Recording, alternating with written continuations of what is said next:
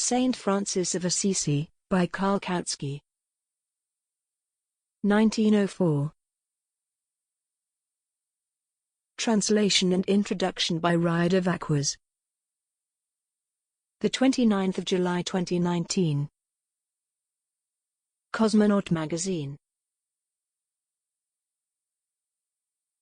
Introduction. Karl Kautsky, to the extent his writings on religion are known at all in the English-speaking world, is primarily known for writing Foundations of Christianity, in which he argues that the early Christian community was essentially a proletarian organization, characterized by class hatred against the rich and a common consumption of goods, but changed its character as a result of its contempt for labor.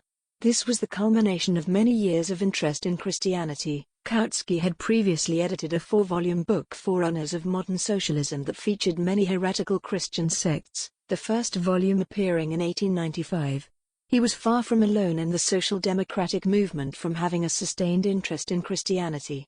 In the same year as the following article appeared, Vorwärts advertised a book by Emil Rosenow, Against the Rule of Priests, Cultural Images from the Religious Struggles of the 16th and 17th Century, including chapters on asceticism, the monastic orders and the friars. As a journalist, Franz Mehring wrote several articles about the history of the Jesuits, and Calvin and Luther. The topic of Francis of Assisi was taken up once more in 1908, this time in the revisionist journal Sozialistische Monatshefte, by sculptor and writer Emmy von Egidy. Most of these publications are underpinned by a form of Protestant secularism, in which the medieval church is represented as a dominant institution within society rather than a central system of practices, meanings and values, a medium through which all social life was conducted. Rosa Luxemburg wrote that the Counter-Reformation was a part of what shattered the beginnings of a new human culture, which brought those in German lands back under the yoke of an oppressive church. Radical religious movements are recurrently praised insofar as they are a struggle against the papacy, identified as exploiter and ruler analogous to modern states. Only a minority of socialist thinkers put forward a dissenting perspective, one being the Catholic pastor Wilhelm Hohoff, who argued in his 1881 book Protestantism and Socialism that the Reformation had, in fact, paved the way for capitalism. The present article is not free from the critical assumptions that social progress was a struggle against the medieval church, and that the medieval church itself was a monolithic institution of the ruling class. However, it is unusual in its focus on what Kautsky sees as a communist movement that remained within the church, even if it ultimately assesses the Franciscans as becoming assimilated into a ruling class institution. This brief introduction is not the place to put forward an alternative perspective on the history of the monastic and mendicant orders, but it is useful to shed a light on what Kautsky understood as communistic about them. For Kautsky, the intransigence of a proletarian communist movement ultimately derives from its commitment to labor, the common duty of work, the communism of production and the means of production, an ideal which poses a challenge to exploitation in a way that a communism based on consumption cannot. This may seem counterintuitive in an era where we have titles such as fully automated luxury communism and abolish work as a common radical slogan.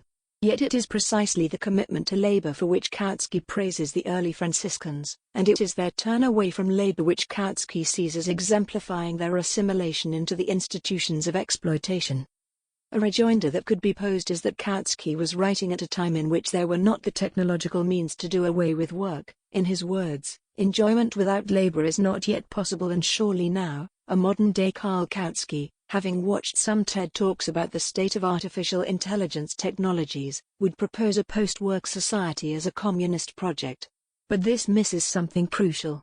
Kautsky grasped the human and social dimension of labor, the dimension which is obscured by work in a capitalist society, where work's ends are profoundly anti-human.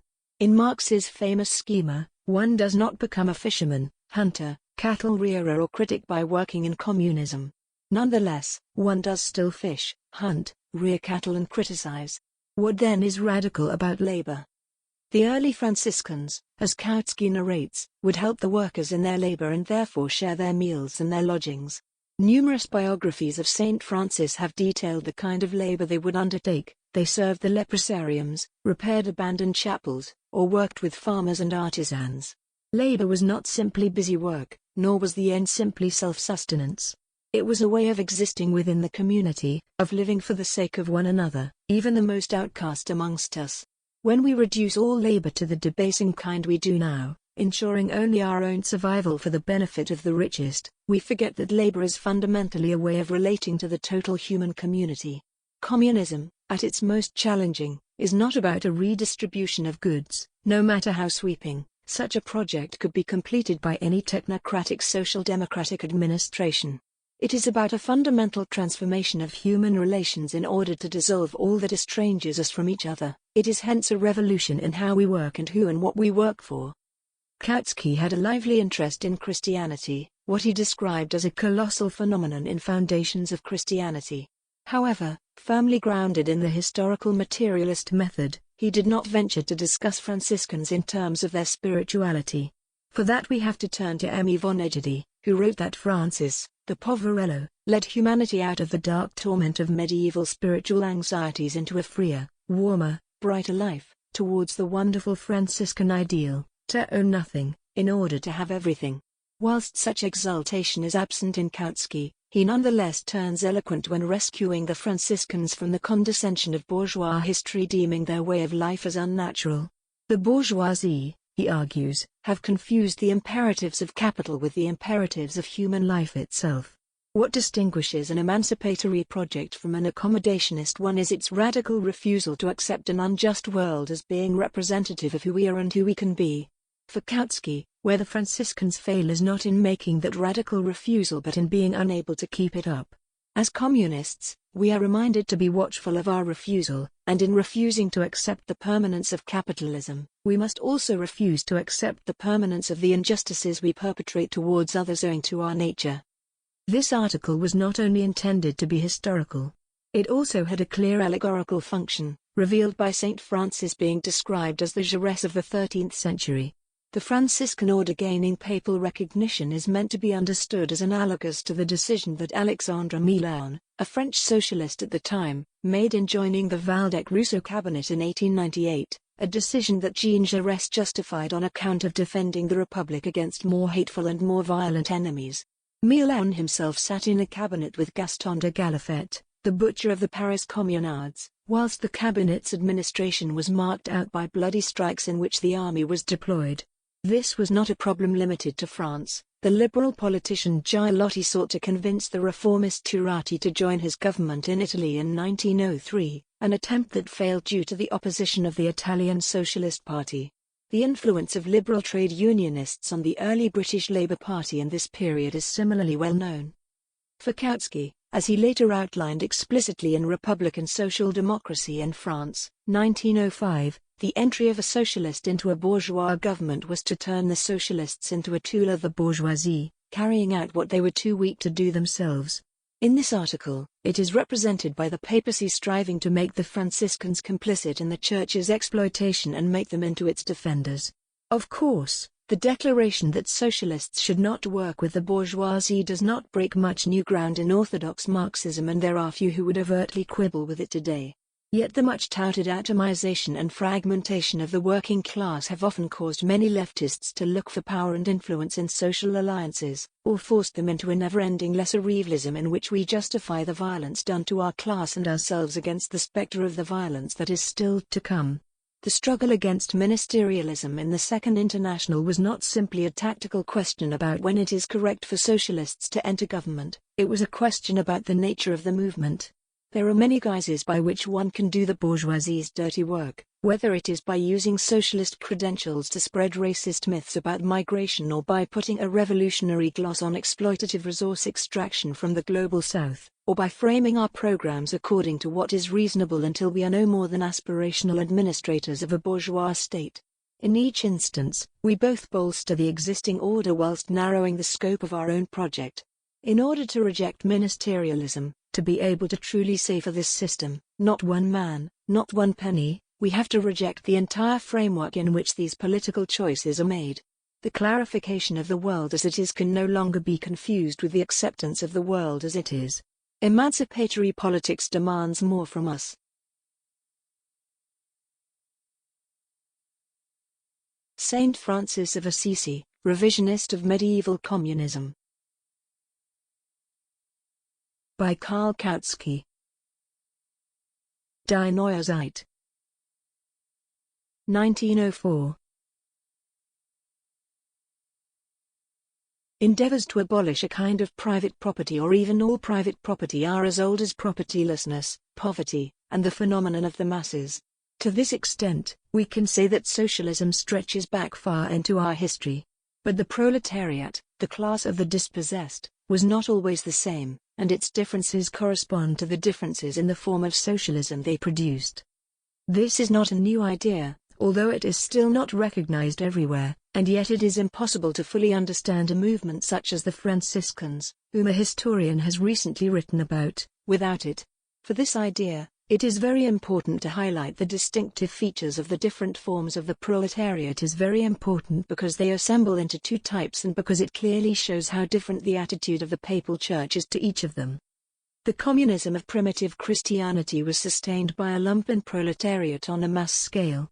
Small enterprise in production still dominated, as far as it was engaged in by free men. Collective production, the communism of the means of production, was not worth considering as the ideal of the proletariat. The communism that they strived for was one of enjoyment of goods. Yet the lumpen proletariat shuns work, enjoyment without labor is their ideal, and so the ideal of primitive Christianity became a communism of enjoyment without labor. The role models of pious Christians became the lilies and the ravens, who did not spin or weave, who did not sow or reap and yet splendidly thrived. Yet enjoyment without labor is not yet possible as the common destiny of humanity. Whoever wants to enjoy without labor can only do it off the back of another, whose labor they exploit. In spite of its communism, the early church hence required the division of society into two classes, one laboring and one exploiting, and, as it always goes, the exploiters thought themselves to be better than those they exploited. The latter, they were the sinful children of the world. The exploiters organized in the church elevated themselves above them as saints, as chosen by the Lord. Of course, the exploiters were initially without property and poor and were sustained by the efforts of the community. But the organization of begging and the beggars soon became the dominant force in the church. Begging itself soon reached such staggering excess that from the poverty of the individual religious emerged the wealth of the clergy. Originally the early church stood in opposition to the dominant society and the state, which rested upon inequality, oppression, and exploitation. The more the church developed from early Christian communism into an institution of exploitation and domination, the more its hostility to the state and society dwindled, and hence the easier it became to reconcile itself with the existing order, what Constantine brilliantly attained. Meanwhile, the same causes result in the same effects time and time again. As often as the masses of lumpen proletariat swell, attempts arise to revive early Christian communism afresh. After some centuries, often even after only decades, the organizations created through this always become a new institution of exploitation and domination within the church, insofar as they succeed. This is due to the logic of the predicament and is proven by the history of each monastic order. The communism of the laboring proletariat is of a completely different kind to this lumpen proletarian communism. The laboring proletariat only emerges as a mass phenomenon with the mass production of capital. They recognize the necessity of labor very well. They feel it as a burden, yet they realize it is indispensable. They do not seek to get rid of it, they prefer to make it easier, firstly by the deployment of all members of society capable of work and then by the use of the tools of production that mass industry brings with it. The common duty of work, communism of production and the means of production, that is the necessary ideal of the laboring proletariat. This ideal signifies the abolition of all exploitation and of all class differences. It is in irreconcilable opposition to all these differences and to society based on exploitation. The communism of the laboring proletariat will be constantly fought against by ruling classes to the bitterest end, even it appears meekly and timidly. The first beginnings of a proletariat exploited in a capitalist manner, weavers, are found in the cities of North Italy in the 12th and 13th centuries, where simultaneously a numerous lumpen proletariat roved around, starving and begging. In the Franciscan movement, both classes of the proletariat joined together. It therefore shows the character of both forms of communism. It wanted to renew primitive Christianity and yet it began to develop the sprouts of a modern socialist movement. However, Corresponding to the youth and weakness of the laboring proletariat at the time, they were very weak sprouts lacking vitality and were quickly overrun by lumpen proletarian tendencies. Due to the unification of both elements, the Franciscan movement is of enormous interest for the history of socialism. Its double-sided character also gave the papacy the opportunity to clearly put forward its own position towards both kinds of communism. Francis was born in Assisi, a small city in Umbria in 1182, as the son of a silk merchant, and had the opportunity to come into contact with the cloth weavers of Lombardy, who had already founded communist brotherhoods at the time. This confirmed anew the important role that weavers played in communist movements of the Reformation period up until the Anabaptists, which I drew attention to in Forerunners of Socialism. In around 1207, Francis began to preach communism. He renounced his worldly possessions and assembled young men around him who would live in voluntary poverty, but not without labor, according to the early Christian ideal. They would help the workers in their labor and therefore share their meals and their lodgings. They could not accept money in any circumstance. They were only permitted to beg if they could not do anything else to earn a living. Labor played a great role in the beginning of the Franciscans. It is said of one of the first young men of Saint Francis, Blessed Giles of Assisi. Quotation by Giles of Assisi, one of the original companions of Francis. He resolved to always live by the labor of his own hands, and he fulfilled this purpose. Hence he went to the forest and carried wood on his shoulders. He sold it and therefore acquired what was necessary to him. That did not mean money but rather food. He helped cut grapes, carried them to the wine press and helped to tread on them. He broke nuts and earned half of the crop according to convention, which he distributed amongst the poor. He sifted flour in a cloister and earned 7 loaves for it. He earned even more loaves because he carried water and helped with the baking. For good loaves, he also swept the kitchen. End of quotation by Giles of Assisi. The Franciscan movement rapidly grew in its spread and influence over the proletarian classes in northern Italy and soon caught the attention of the papacy. At the time, the Church was the owner of the greatest riches and hence was the strongest exploiter of Christian peoples. Naturally, all communist movements of this period were primarily directed against the Papal Church, and between them mortal enmity had to unfold. But the Church already knew that one can become the ruler of a people's movement much more easily by corrupting it with apparent concessions than by seeking to suppress it violently. Only when the former was not successful did it walk the second path, at least in the era of its intelligence. Francis of Assisi made it easier for the papacy to walk the first path. He belonged to the naive ideologues who think that deep-rooted social contradictions could be talked away by convincing the opponent. In 1210 he came before Pope Innocent III and prided himself on making an impression on him. His organization was recognized and received permission to preach. This was totally unlike the heretical communists such as the Waldensians and the Apostolic Brethren who lived in open war with the Church. Francis, the Jurist of the 13th century, hoped to be able to peacefully use the organization of the ruling classes, at the time the Church, in order to imperceptibly undermine and abolish this class.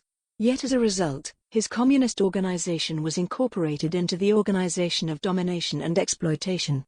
His communism became a new pillar of papal domination and exploitation. That was his achievement. It was communism that changed as a result of this assimilation, not the papacy. The communism of the laboring proletariat was too incompatible with all exploitation. In contrast, the communism of the lumpen proletariat, who lived not by labor but by begging, could assimilate itself very well into clerical exploitation, which itself emerged from it. As soon as the papacy achieved influence amongst the Franciscans, it made every effort to get them to give up labor, to restrict themselves to begging without labor, which was sponsored through manifold privileges and made profitable. The papacy strived to make the Franciscans complicit in the Church's exploitation and make them into its defenders. The work-shy elements in the order were promoted by the papacy and brought to its leadership, which simultaneously invoked vast greed in it. Organized mendicancy became ever more profitable. Popes and cardinals saw to it that the Franciscans acquired property. Of course, the rules of the order forbade all property to them, not only individual but also collective, yet they did not forbid the use of the Church's property. So the order thrived under the papal Sun of Mercy. It soon lived in palaces and celebrated lavish meals, and yet it became ever more estranged from its original purpose. A far cry from weakening or abolishing the wealth and the power of the Church, the Franciscans became the most eager advocates of the papacy, the power of which they expanded as a result of the influence they exercised amongst the lower classes of the people. They became for the papacy of the Reformation era the same as what liberal officials of the English trade unions and the ministerialist socialists in France became for the bourgeoisie in our own era, powerful pillars of the existing order which mutate the proletariat from being a revolutionary force into a conservative element. It was with anguish that Francis saw this transformation that he had in no way intended. He could not have recognized at the time that things have their natural logic. Even today some people cannot grasp it. Over and over again he appealed to the brothers to return to poverty and labor. In his testament he declared, quotation by Francis, "I worked with my hands and still wish to work, and I firmly wish that all my brothers give themselves to honest work. Let the brothers beware that they by no means receive churches or poor dwellings or anything which is built for them unless it is in harmony with that holy poverty which we have promised in the rule, and let them always be guests there as pilgrims and strangers.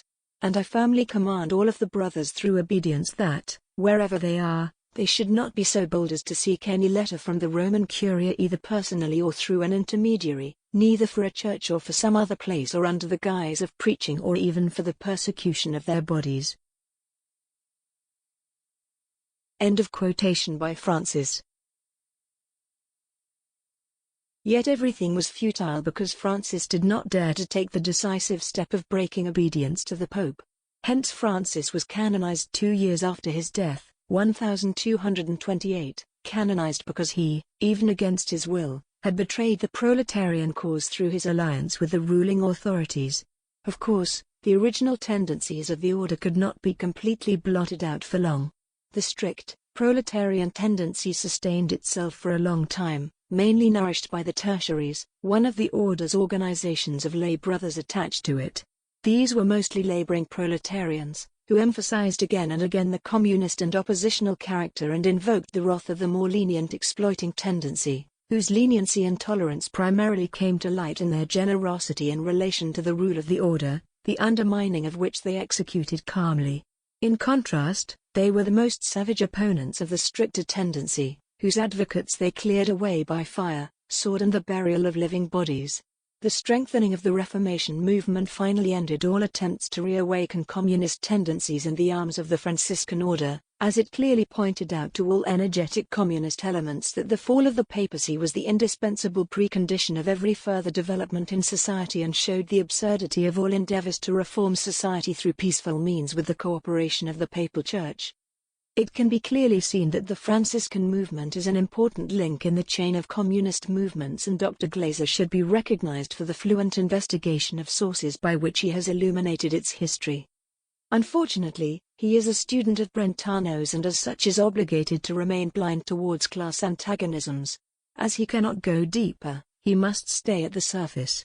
As he cannot separate different communist tendencies according to the character of the classes from which they emerge, he cannot grasp their emergence from the real lives of their time, and hence he must situate them as simple efforts to realize traditional bias hopes. The master himself does likewise in the review of Glaser's book, published in the first issue of the new series of Archiv für Sozialgesellschaft und Statistik that is now known by the title Archiv für Sozialwissenschaft und Sozialpolitik. Brentano provides a genealogy of attacks on property there.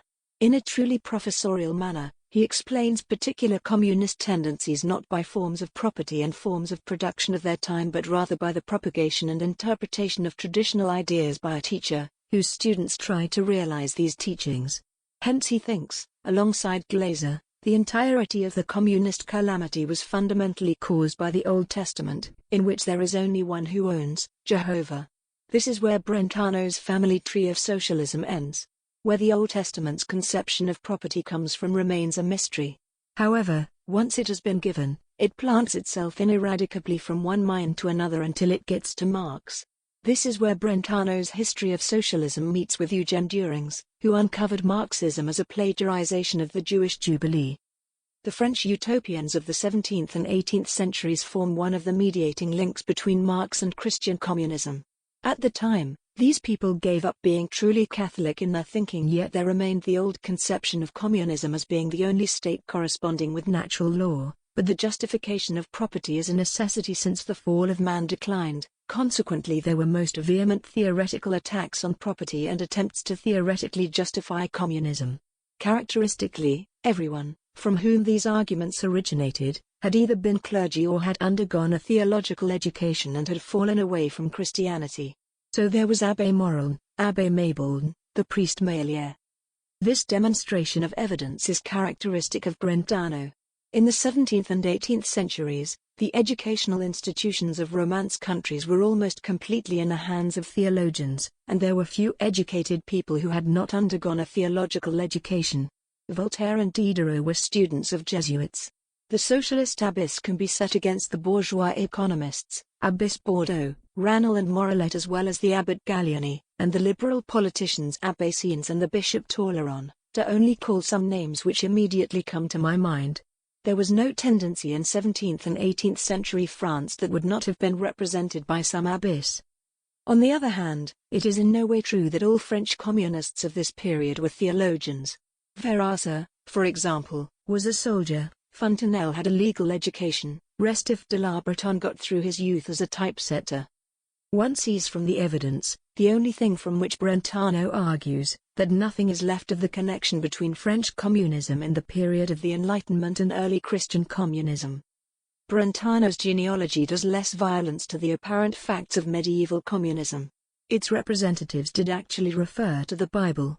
But it is completely wrong to see the causes of a party in a party's arguments. The causes have produced the party and increased their numbers. The human intellect was always a means to serve the needs of mankind. It is limitless in its discoveries to satisfy these needs. The foundations for all social and hence political strivings are to be ultimately sought in this, with the social conditions changing the needs, insofar as they are of a social nature, and not in the arguments made to serve them. Whoever, instead of researching the relationship between the needs, aims and the arguments of a social movement, restricts themselves to investigating the formal connections of the arguments and aims of this movement, and similar arguments and aims of earlier movements will always remain in the dark about the real driving forces of history. This limitation of Brentano's and his students is no accident, it is necessarily grounded in their bourgeois perspective. Only the communist movements appear to them as purely ideological. They recognize very well the connections between the tendencies of the papacy and the economic requirements of nascent capitalism. But the bourgeois way of thinking is the only one that they grasp. It seems to them as normal, as coming from the natural needs of mankind. The contradiction between the proletarian and bourgeois social outlook appears to Brentano as the contradiction between the natural position of humanity towards worldly goods and the renunciation that is demanded. The instincts of human nature are stronger than the legacy of Saint Francis' triumph over the demands of asceticism, by which asceticism means the abolition of property, not the requirement for chastity, which neither Glazer nor Brentano bring into view, and, even in the struggle between the strict and the lenient, the demands of asceticism of the triumphant tendency in the Franciscans do not come into view. The instincts of human nature are not even sexual desires but the desire for property. The fact that the teachings of the Church adapted themselves to the needs of nascent capital is further described as the great convergence of Church teachings with life. The needs of capital are therefore for Brentano the needs of life, of nature, of reality. The needs of the proletariat appear to captives of bourgeois thought as only the needs of the anti-natural, the reveries of an ideology estranged from the world. Class contradictions viewed in this way are happily transformed into a conflict between reality and ideal, the natural and unnatural. The communist endeavors of the Middle Ages, therefore, failed not because of the weaknesses and immaturity of the laboring proletariat but because they could not be reconciled with the demands of life. Hence the impracticability of communism in the Middle Ages changes from being a result of the historically determined relations then into something which holds unconditionally true for all periods, an essentially necessary phenomenon. One sees yet again how closely tied the opposition to the materialist conception of history is with bourgeois thought. Alongside this, it is also remarkable the extent to which Brentano and even more of his students are sympathetic to the tactics of the papacy to make the communists harmless, to elevate them into the ranks of the privileged and hence detach them from the proletariat and corrupt them. Our Munich professor knows well that these are the same tactics from England that he and his people have been fruitless trying in Germany for the last 30 years in order to umburgess social democracy. This tactic, which certain gullible souls in our own ranks occasionally boastfully highlight as an example of the great labor sympathies of these gentlemen, is, in fact, more dangerous to the emancipation efforts of the proletariat than all oppression. The victory march of social democracy can no longer be hindered by violent oppression, but rather only by the corruptive privileging of its individual ranks. However, this is only for a while.